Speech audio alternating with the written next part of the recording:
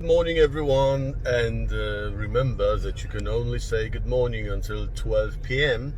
because after 12 p.m. you should say good afternoon, but definitely it is still a good morning. Grande black hot Americano is the way to do it.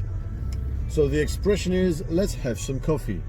Not exactly let's drink some coffee, because the idea that you're going to drink it is kind of fucking obvious.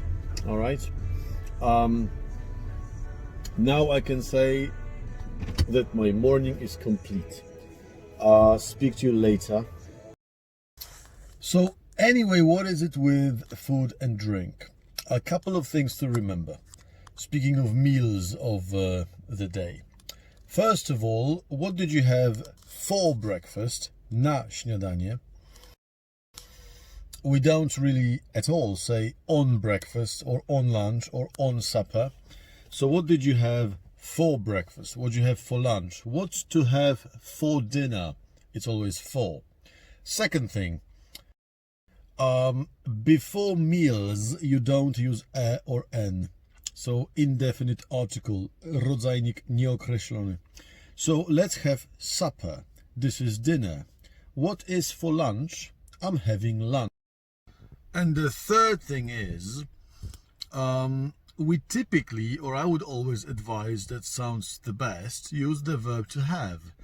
Because when you have lunch, or when you have a dinner, or even with drinks, coffee, water, tea, beer, well, obviously you're going to eat and drink your food and drinks, right? So obviously you cannot do anything else with it. So framing that when you speak with the obvious words such as eat and drink, well, it's not a mistake, of course, but it sounds a bit better to say, oh, let's have some lunch. Let's eat some lunch. Sounds like too much detail, like obviously we're going to eat it, right? I'm having coffee now, or I'm having lunch. Let's have dinner together. Want to have some lunch? Let's have coffee, why don't we?